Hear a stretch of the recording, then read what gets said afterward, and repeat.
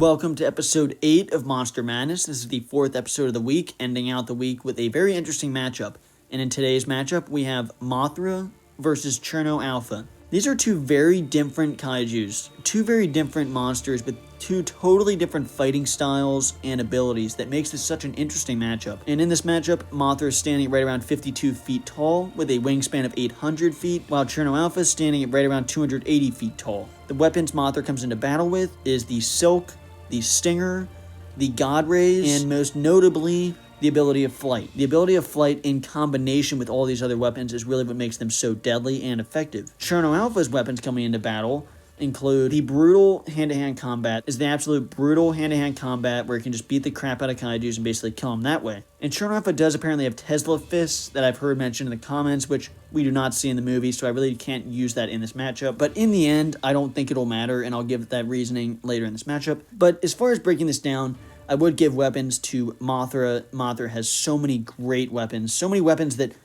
have been able to go with and take down powerful kaijus in the Monsterverse. And those weapons, the Stinger, very powerful. The Silk is such a deadly weapon.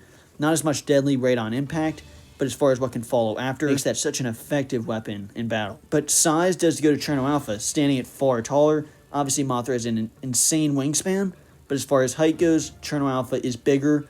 And even though that wingspan does go to Mothra, Cherno Alpha is standing at 280 feet tall. Speed and agility I would give to Mothra because Mothra can fly through the air much faster than Cherno Alpha can run. You don't even see Cherno Alpha really running ever in the movie. You just see Cherno walking. So speed and agility would easily go to Mothra. I would give durability to Cherno Alpha though, however, because Cherno was able to defend the Siberian Wall for years, take down many kaijus, take many hits. Even taking the hit from the tail from Rotachi is something that I don't know if Mothra could really survive. Mothra can't take much physical damage. We do see Mothra flying against the buildings, fighting with Rodan, but after that fight with Rodan, you can see how much of a toll it took on Mothra, so I have to give durability to Cherno Alpha. And the final aspect of this fight that comes down to, that I think determines the fight, is the feats.